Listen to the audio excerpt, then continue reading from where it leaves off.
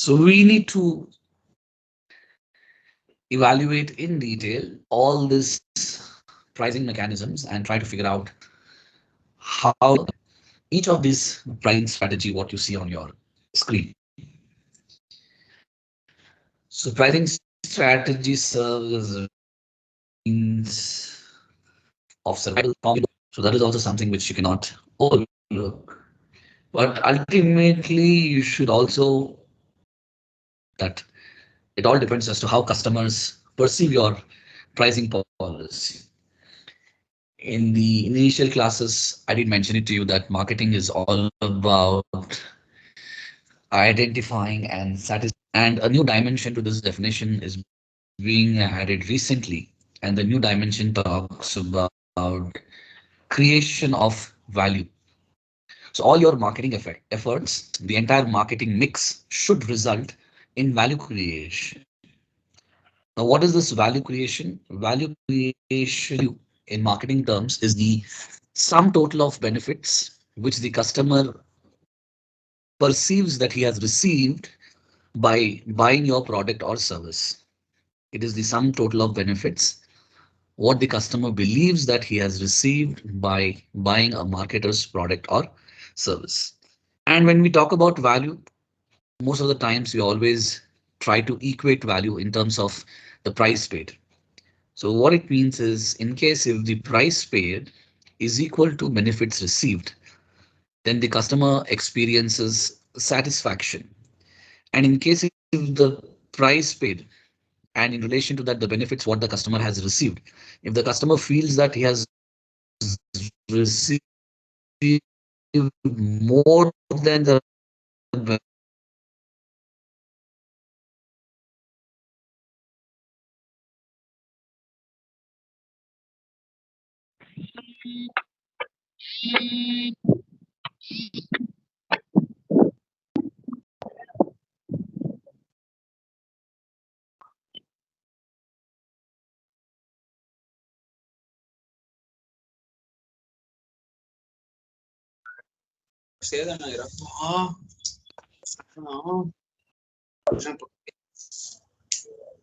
Full ಜಿಂಬೋ ಆಗ್ತಿದ್ಯಾ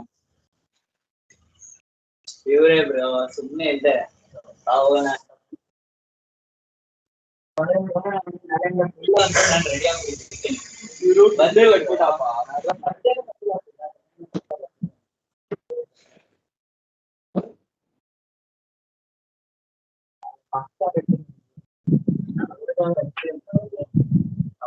trainer ಅಲ್ಲ ಟ್ರೈನರ್ ಆಗಿ ಎಲ್ಲಿ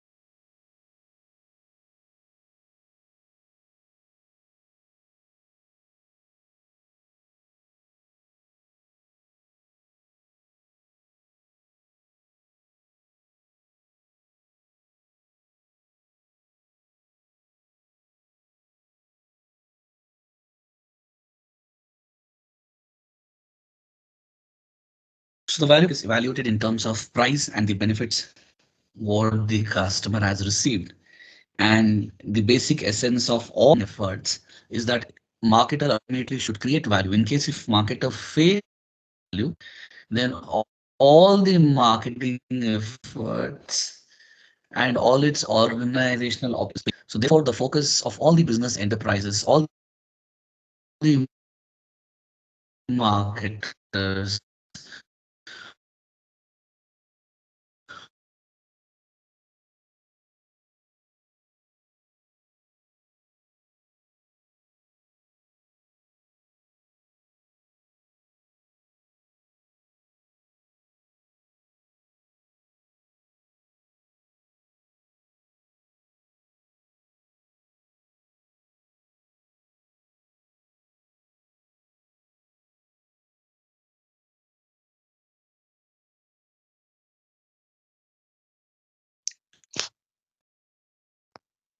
So I was mentioning that price plays an important role in creation of value.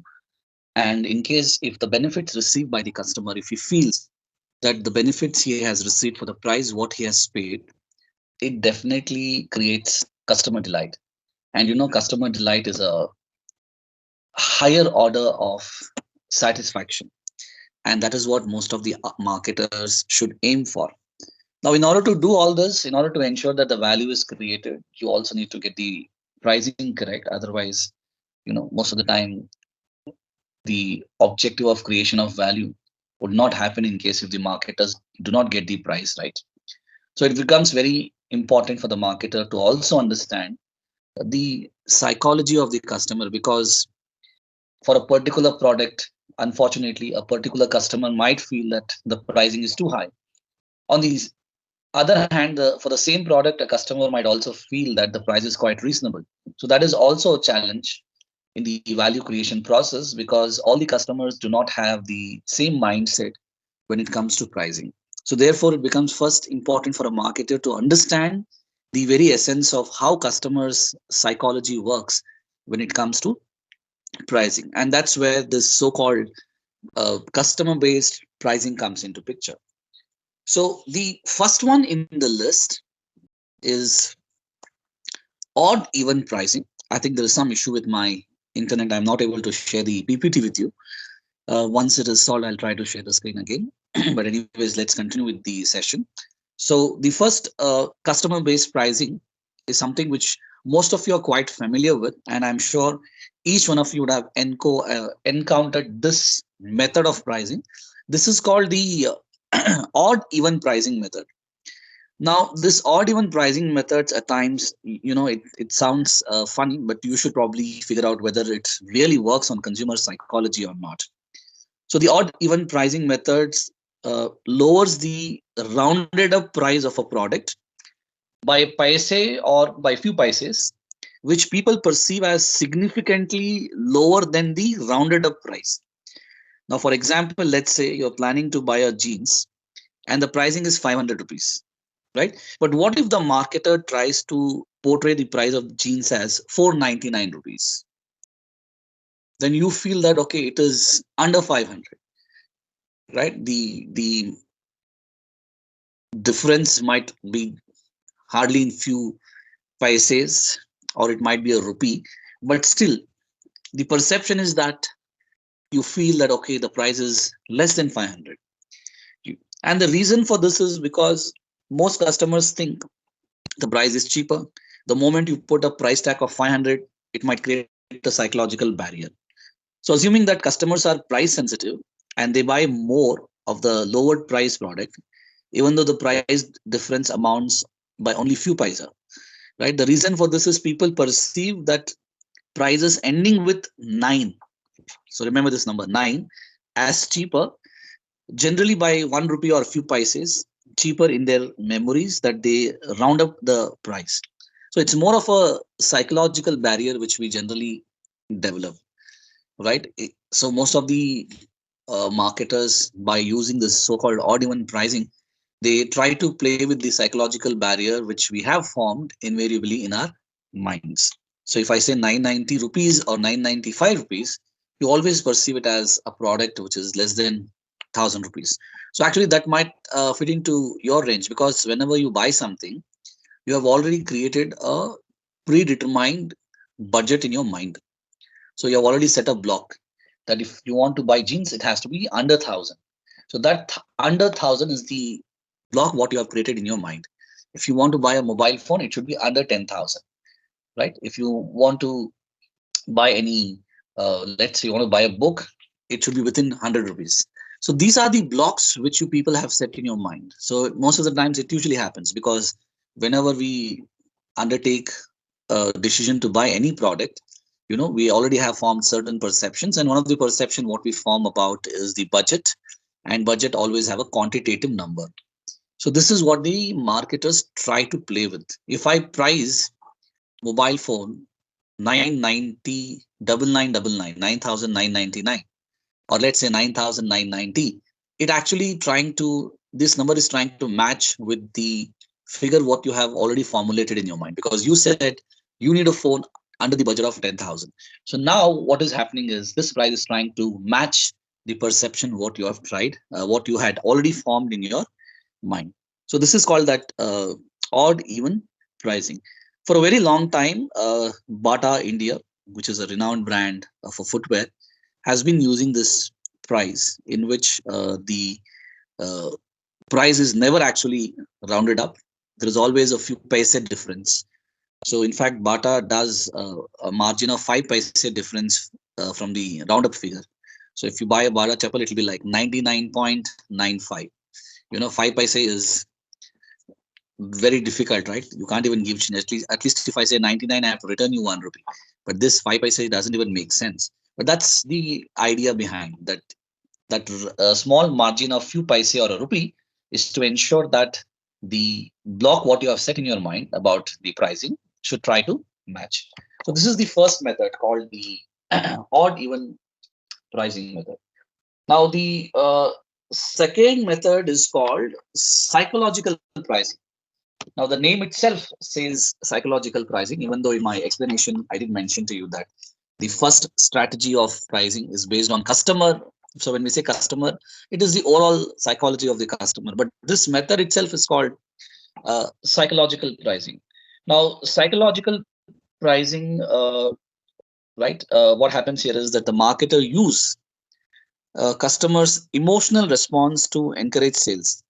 Now, this is done by pricing the product strategically, and by doing this, the marketer may increase sales without reducing the prices. In some cases, a higher price is actually more likely to increase the sale.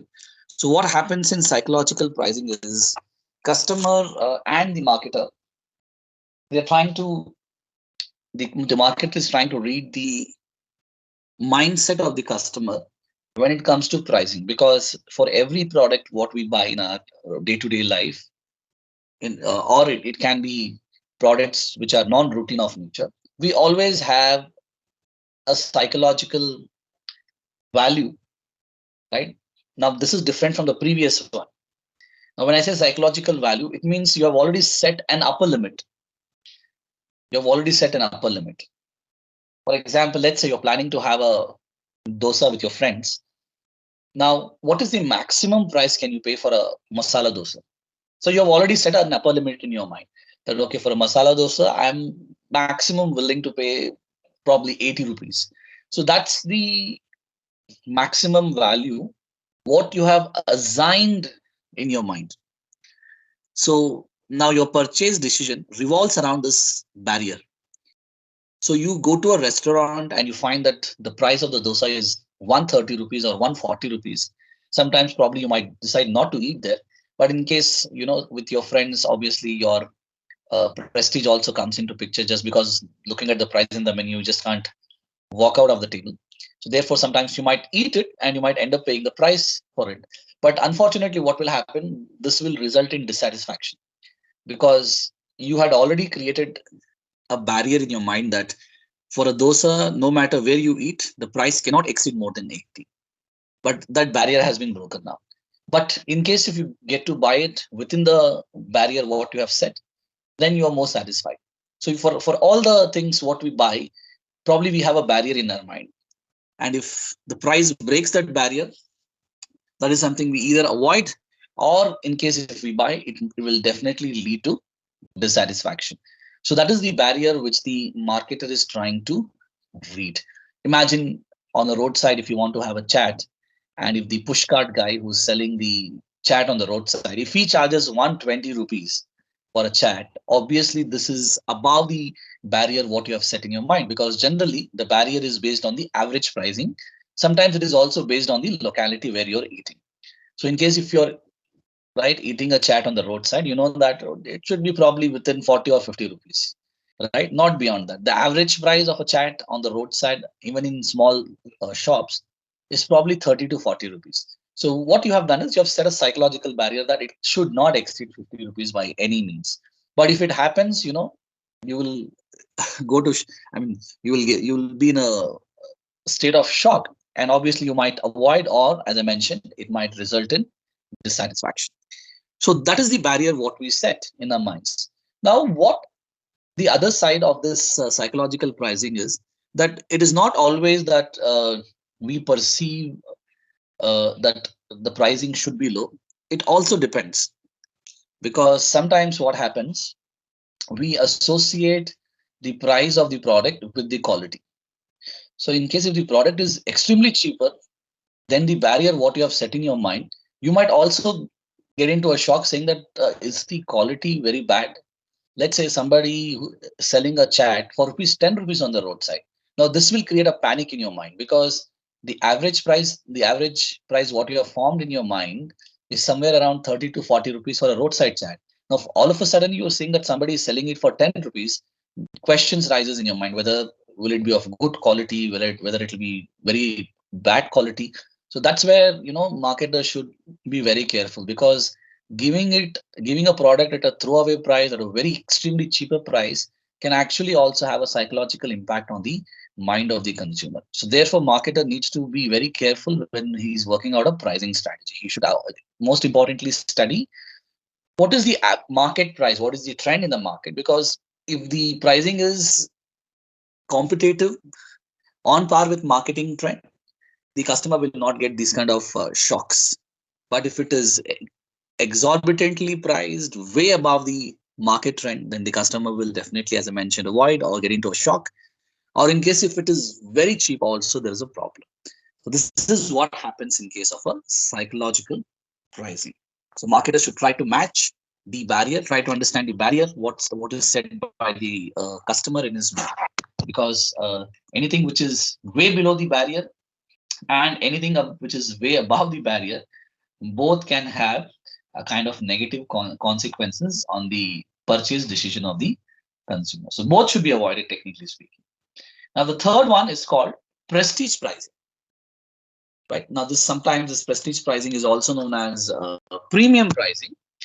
So what happens in this prestige pricing strategy is that the price generally is set higher than the normal price, and this is done deliberately. Okay, so the price is set higher than the average or the normal price to create an image of superior quality, and also to ensure that the pricing matches the social status of the customer. The strategy behind prestige pricing is not tied to its quality but to its image.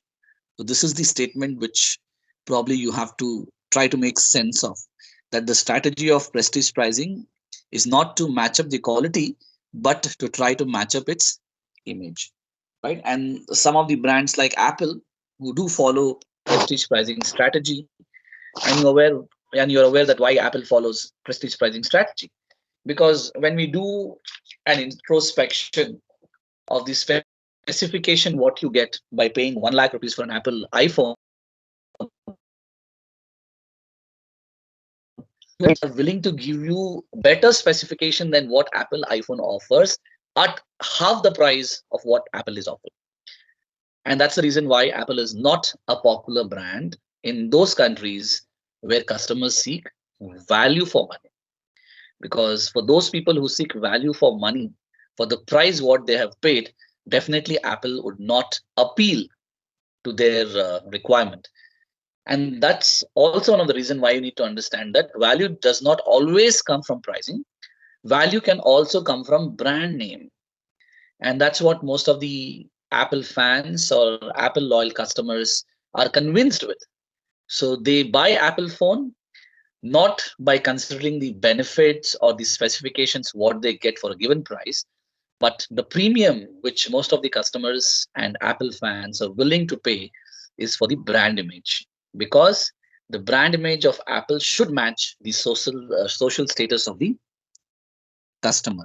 Imagine if somebody is a millionaire or a billionaire, obviously he has to use a phone that matches his status, his symbol in the society. So obviously, when he uses the high-end variant of Apple phone, which would probably cost you somewhere around 1.5 lakh, he feels higher level of satisfaction. So there is a customer delight, which Apple has created not by offering the product at a cheaper price, but by charging an exorbitant price, which is directly linked to its brand value and brand image. So that's the whole crux of prestige pricing. that in prestige pricing, the prices are deliberately set at a higher brackets to ensure that the product pricing matches with the social status of the customer. Right? Sometimes I would also say there are limitations in this pricing method. A common drawback of prestige pricing is the problem with the logic because not present the quality. And many of the world's famous brands of automobile, clothing, watches, and jewelry and food also use this method as a marketing strategy. So that's one of the limitation in terms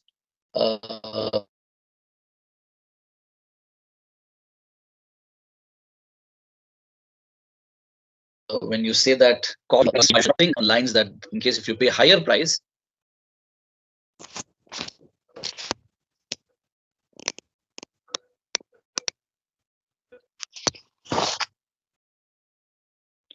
because you should not be under the perception that by paying higher price you get the best quality and by paying low price you get the bad quality, because there are customers who have such perception also, but that's not true in most of the cases, especially not true in case of prestige pricing.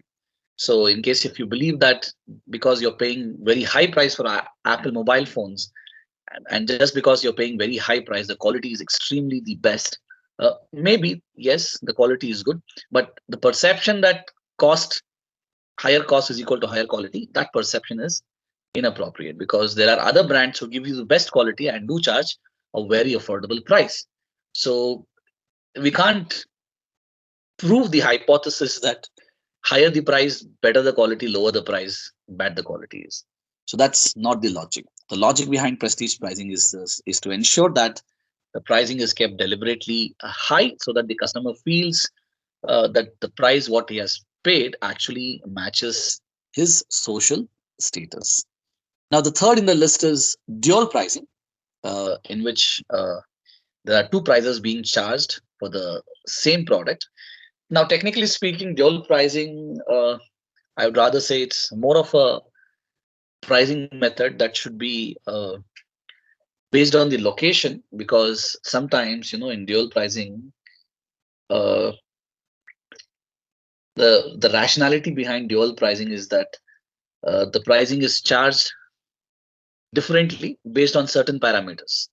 For example, certain brands charge two prices depending on where the product is being sold. For a very long time, MTR, which is a Bangalore-based FMCG company, has followed this, wherein the prices of all the MTR products are cheaper in Karnataka, and there's another pricing called non-Karnataka. So if you buy MTR products in Karnataka, it was cheaper, and anywhere you buy outside Karnataka, it was higher. So two prices used to be printed on the product. Now the reason for this is obviously when you are manufacturing in the state in Karnataka, your logistical costs, right? Supply chain cost is much less, because when you sell products here itself where it is manufactured, there are a lot of things which you're cutting down in terms of cost. But let us say the MTR product being sold in Jammu and Kashmir, right? In terms of distance, it's quite far. Obviously, the cost of transportation, warehousing, storing, logistics, all other things gets added. But generally, what most of the companies do, they don't follow this dual pricing. So they consider all the logistical and supply chain costs, incorporate that in pricing, and have a single uniform price across the geographical boundaries. But some companies like MTR used to do this, wherein it used to have dual pricing policy just to benefit the people of the state where the product is originating from and being manufactured. That dual pricing, I would say, is rather based on geographical location. But there are dual pricing based on customer psychology also. That is also, therefore dual pricing might fitting in both the places based on customer psychology and also in geography pricing. So in dual pricing, marketers sell the same or identical product at different prices in different markets. Dual pricing is not necessary an illegal pricing practice, as it is done with an objective of dumping in different markets due to government regulations also.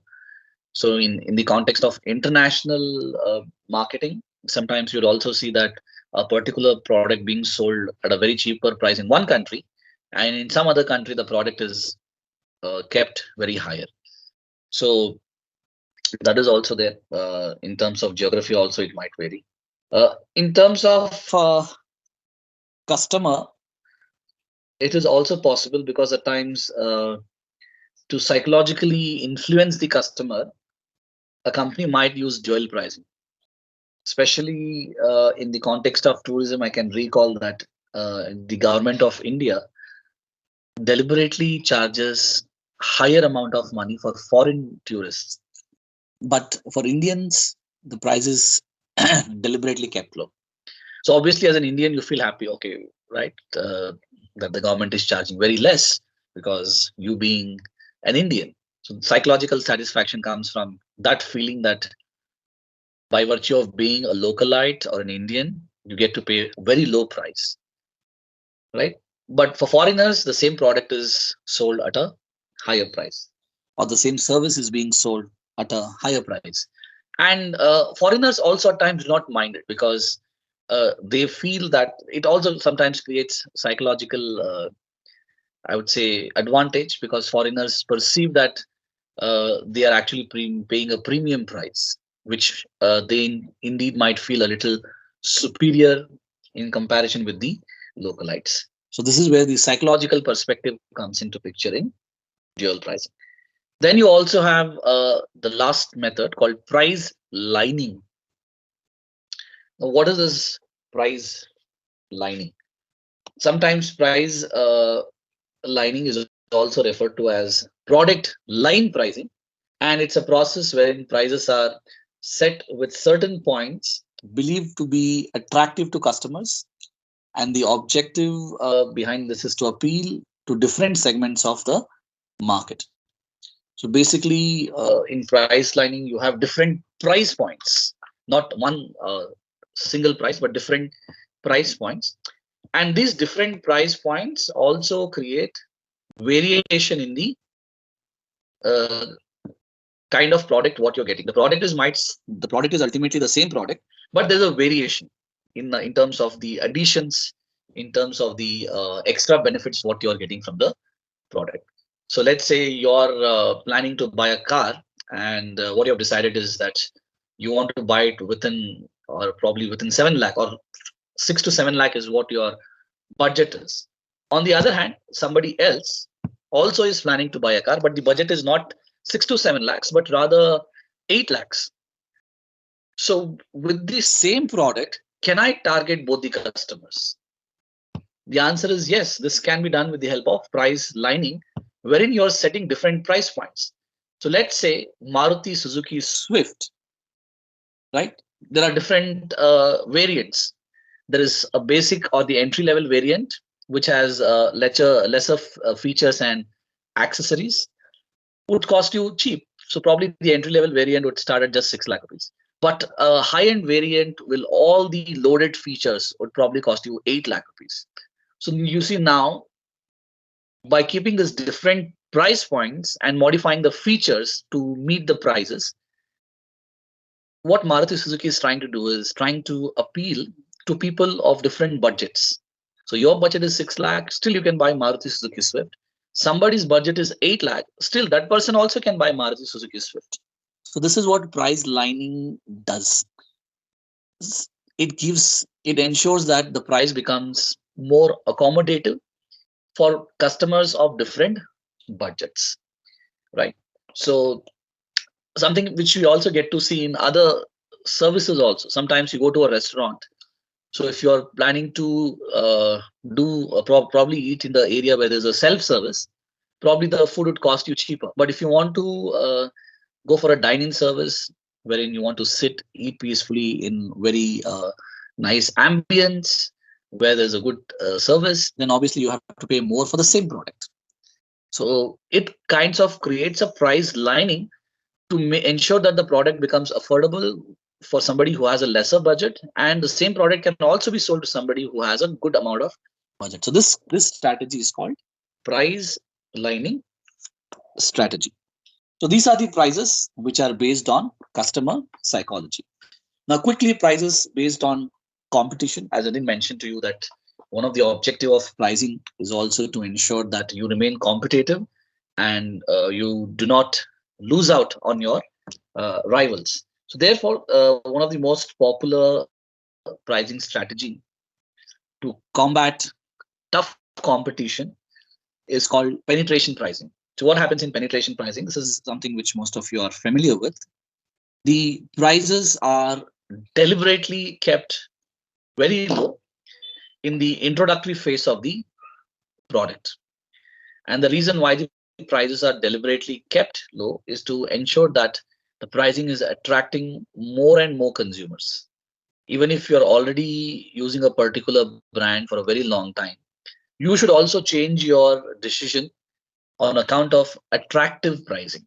So when we say attractive pricing, it basically means that you're deliberately keeping the prices very low, right? And as I did mention, that this usually happens in the product introduction stage. And this strategy probably will help the marketer to encourage the customers to switch to the new product because of the lower price. And also, it helps the marketer in increasing the market shares through sales volume. I remember when I was in school, uh, we were subscribing for Deccan Herald, which is a daily in Bangalore newspaper. But what happened when Times of India ventured into Karnataka in Bangalore? They had kept their pricing very, very low, right? I remember it was just some 75 paise or 1 rupee, whereas Deccan Herald would cost you 2 rupees. So imagine for half the price, you're getting another newspaper.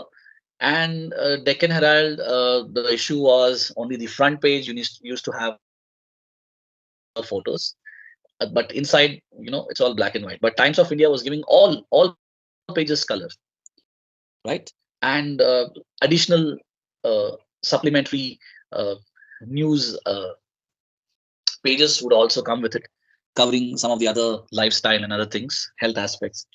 So that made the paper quite attractive. So people who were reading Deccan Herald also switched to Times of India because when you're getting the newspaper, anyways, the news would be the same, right? The presentation was so exceptional, and the price was half what Deccan Herald was charging.